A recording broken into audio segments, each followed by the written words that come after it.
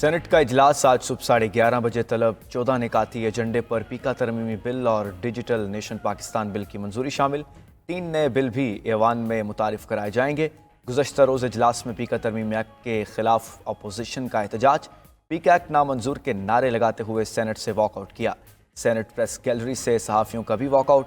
وفاقی وزیر قانون اعظم نذیر تارڑ نے کہا پیکا ترمیمی بل ایجنڈے پر نہیں ہے، جب بل آئے گا تو اس پر بات کی جائے گی۔ سینٹ اجلاس سے قبل سینٹ کی قائمہ کمیٹی برائے داخلہ نے پیکا ترمیمی ایکٹ منظور کیا۔ پی ٹی آئی اور جے یو آئی کے سینیٹرز کی بل کی مخالفت، صحافتی تنظیموں نے بھی بل کی شدید مخالفت کی اور مشاورت کے ساتھ نظر ثانی کر کے دوبارہ پیش کرنے کا مطالبہ کیا۔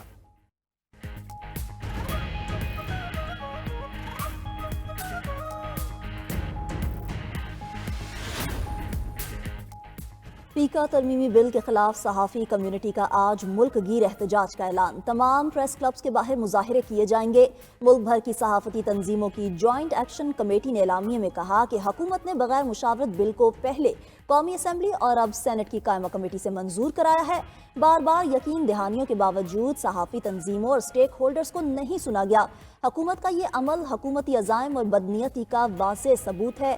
بل کے خلاف بھرپور عوامی اور قانونی جدوجہد کی جائے گی۔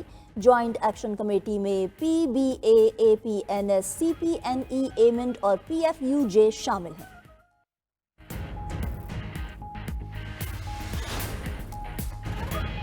رہنما پی ٹی آئی اسد کیسر کا پارٹی کے سینیٹر فیصل کریم رحمان کے رویے پر اظہار حیرت، پارٹی ڈسپلن کی خلاف ورزی پر کارروائی کرنے کا عندیہ دے دیا۔ 92 نیوز کے پروگرام ہو کیا رہا ہے میں گفتگو کرتے ہوئے اسد کیسر نے کہا بطور چیئرمین قائمہ کمیٹی داخلہ فیصل سلیم کو پیکا بل پاس کرنے کے بجائے اجلاس ملتوی کرنا چاہیے تھا، ان کے خلاف کارروائی کا کہیں گے۔ اسد کیسر مزید بولے بانی پی ٹی آئی نے پارٹی معاملات اور سرکاری معاملات کو الگ رکھنے کا فیصلہ کیا ہے۔ صوبائی صدارت اس لیے واپس لی تاکہ علی امین گنڈا پور سرکاری معاملات پر توجہ دے سکیں۔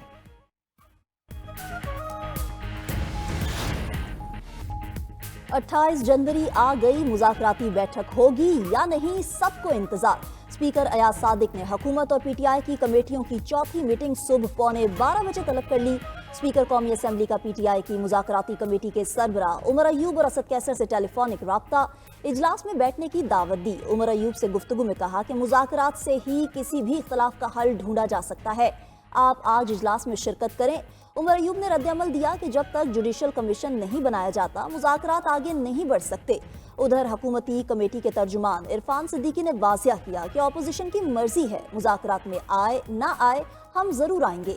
حکومتی کمیٹی اپنا تحریری جواب اسپیکر کو پیش کرے گی۔ پی ٹی آئی کی عدم شرکت پر اسپیکر ایاز صادق کمیٹی تحلیل کر دیں گے، اس کے بعد وہ لوگ جو کچھ باہر کریں گے حکومت اس کا جواب دے گی۔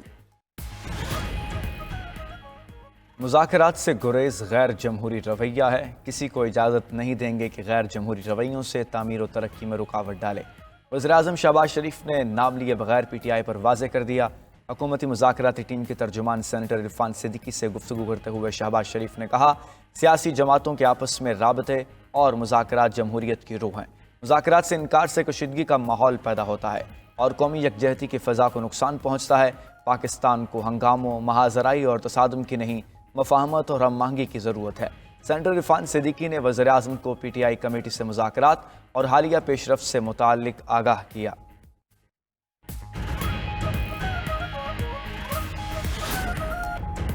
ملک بھر میں آج رحمتوں، برکتوں، فضیلتوں والی رات شب معراج عقیدت و احترام سے منائی جا رہی ہے۔ مساجد میں خصوصی محافل اور عبادات کا اہتمام، ہر کوئی اللہ تعالیٰ سے گناہوں کی مغفرت سمیت خصوصی دعائیں مانگنے میں مصروف۔ 27 رجب کی شب حضرت محمد مصطفیٰ صلی اللہ علیہ وآلہ وسلم کو اللہ تعالیٰ سے ملاقات کا شرف عطا ہوا اور امت مسلمہ کے لیے 5 نمازوں کا تحفہ ملا۔ واقعہ معراج سے مسلمانوں کو ایک فلاحی ریاست کی خوشخبری دی گئی۔ شرح سود میں مسلسل چھٹی بار کمی، مزید 1% کمی کے ساتھ 12% پر آ گئی۔ اسٹیٹ بینک مانیٹری کمیٹی نے آئندہ 2 ماہ کے لیے پالیسی ریٹ کا اعلان کر دیا۔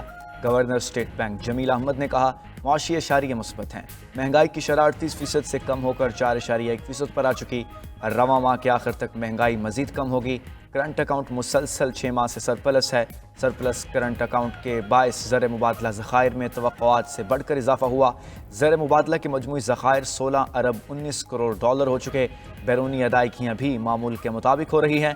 گورنر اسٹیٹ بینک نے جی ڈی پی گروتھ 2.5 سے 3.5% تک رہنے کی امید ظاہر کر دی۔ گورنر اسٹیٹ بینک کا رواں سال نئی کرنسی نوٹوں کے اجرا کا اعلان، کہا رواں سال نئے ڈیزائن والے نوٹ جاری کر دیں گے، مختلف مالیت کے نوٹ مرحلہ وار جاری ہوں گے۔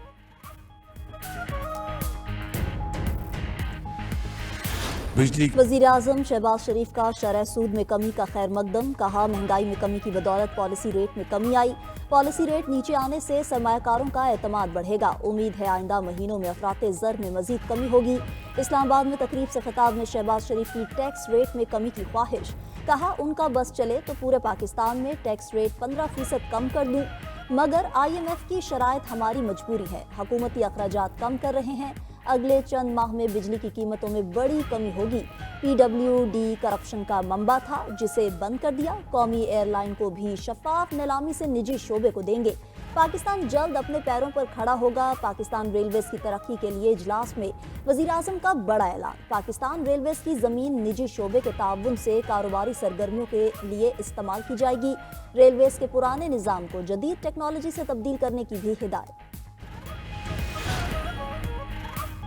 ایڈیشنل رجسٹرار سپریم کورٹ کو جاری توہین عدالت کا شوکاز نوٹس واپس، فل کورٹ کی تشکیل کے لیے معاملہ چیف جسٹس پاکستان کو بھجوا دیا گیا، بینچز اختیارات کا کیس مقرر نہ کرنے پر توہین عدالت کے کیس کا محفوظ فیصلہ سنا دیا گیا، عدالتی فیصلے میں لکھا گیا ایڈیشنل رجسٹرار نذر عباس نے جان بوجھ کر توہین عدالت نہیں کی، ججز کمیٹیوں کے پاس اختیار نہیں، زیر سماعت مقدمہ بینچ سے واپس لے، پریکٹس اینڈ پروسیجر کمیٹی اور ججز آئینی کمیٹی نے جوڈیشل آرڈر کو نظر انداز کیا، انتظامی سطح پر جوڈیشل احکامات کو تبدیل نہیں کیا جا سکتا، جوڈیشل آرڈر کو انتظامی آرڈر ختم نہیں کر سکتا، بادیوں نظر میں توہین عدالت کی کارروائی ججز کمیٹیوں کے خلاف ہوتی ہے، ججز کمیٹیوں کے خلاف توہین عدالت کی کارروائی نہیں کی جا رہی، دائرہ اختیار سے متعلق مرکزی کیس فروری کے پہلے ہفتے میں مقرر کیا جائے۔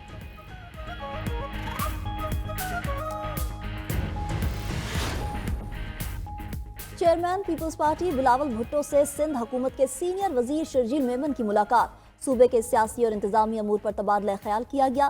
اس سے قبل نیوز کانفرنس پہ شرجیل میمن کا کہنا تھا کہ ایک تاجر نے گفتگو میں تاثر دیا کہ صوبہ پنجاب بہتر ہے، پنجاب بھی ہمارا ہی صوبہ ہے، مگر کوئی صوبہ سندھ کا مقابلہ نہیں کر سکتا، پورے پاکستان سے لوگ روزگار کے لیے سندھ کا انتخاب کرتے ہیں، ترقی کا مطلب صرف سڑک بنانا نہیں ہے، سندھ کے ساتھ وفاق کی اسکیموں میں ہمیشہ زیادتی کی گئی۔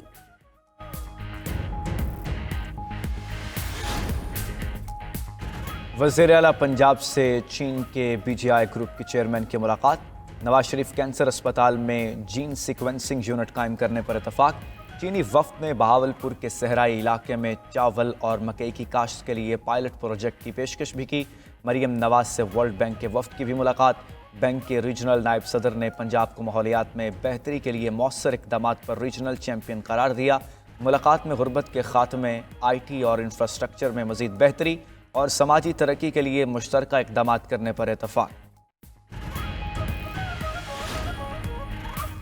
خیبر پختونخوا اسمبلی نے نگران دور میں بھرتی تمام ملازمین برطرف کرنے کا بل منظور کر لیا، اپوزیشن کی مخالفت، پیپلز پارٹی کے رکن اسمبلی احمد کریم کنڈی نے مطالبہ کیا جو لوگ بھرتی ہوئے انہیں سزا دینے کے بجائے تعیناتی کرنے والے افسران کا محاسبہ کیا جائے۔ ایوان نے صوبے میں زرعی انکم ٹیکس بل 2025 کی جزوی منظوری بھی دی، بل کے تحت 50 ایکڑ زیر کاشت اراضی یا 100 ایکڑ سے زائد غیر کاشت اراضی پر سالانہ زرعی ٹیکس لاگو ہوگا۔ کولمبیا نے امریکہ کے سامنے گھٹنے ٹیک دیے، تارکین وطن سے متعلق ٹرمپ کی تمام شرائط سے اتفاق کر لیا، کولمبین وزیر خارجہ کا کہنا ہے امریکی ملک بدری کی پروازیں دوبارہ شروع ہو رہی ہیں، اپنے شہریوں کو واپسی پر حقوق کا یقین دلاتے ہیں۔ اس سے قبل ڈونلڈ ٹرمپ نے کولمبیا پر 50% محصولات اور ویزا پابندیوں کی دھمکی دی تھی، کولمبین صدر نے بھی امریکی مصنوعات پر ٹیرف لگانے کا حکم دیا تھا۔ ادھر امریکہ میں غیر قانونی تارکین وطن کے خلاف کریک ڈاؤن، ایک دن میں ریکارڈ 956 تارکین وطن گرفتار، شکاگو، نیو جرسی، میامی سمیت متعدد شہروں میں چھاپے مارے گئے۔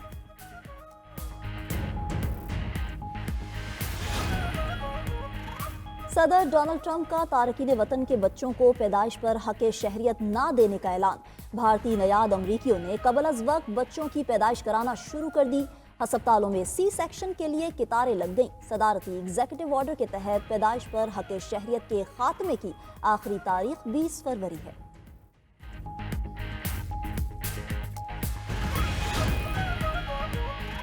حماس کا وفد غزہ جنگ بندی مذاکرات کے دوسرے مرحلے کے لیے قاہرہ پہنچ گیا۔ حماس کا کہنا ہے کہ مصری حکام کے ساتھ جنگ بندی مذاکرات میں پیش رفت کو یقینی بنایا جائے گا۔ حماس کا وفد پہلے مرحلے کے تحت اسرائیل جیل سے رہا فلسطینیوں سے بھی ملاقات کرے گا۔ ادھر اسرائیل کے لبنان جنگ بندی معاہدے کی خلاف ورزیاں جاری۔ صہیونی فورسز کی فائرنگ سے 2 افراد شہید، بچے سمیت 17 زخمی۔ حزب اللہ سربراہ نعیم قاسم کا کہنا ہے کہ نومبر سے اب تک اسرائیل نے 1350 بار جنگ بندی کی خلاف ورزی کی۔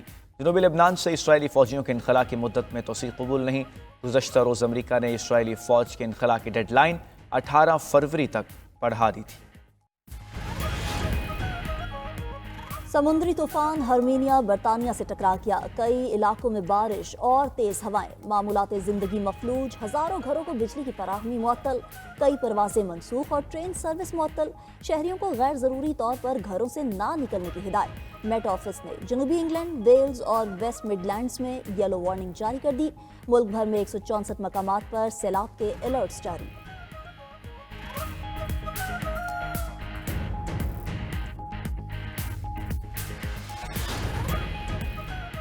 چین نے بیماری کے خدشات پر دنیا کے کئی ممالک سے مویشی اور لائف سٹاک مصنوعات کی درآمد بند کر دی۔ پاکستان سمیت ایشیا، افریقہ اور یورپ کے کئی ممالک شامل۔ چینی حکام کے مطابق مویشیوں میں شیپ پاکس، گوٹ پاکس سمیت پاؤں اور منہ کی بیماریوں کا الرٹ WHO نے جاری کیا تھا۔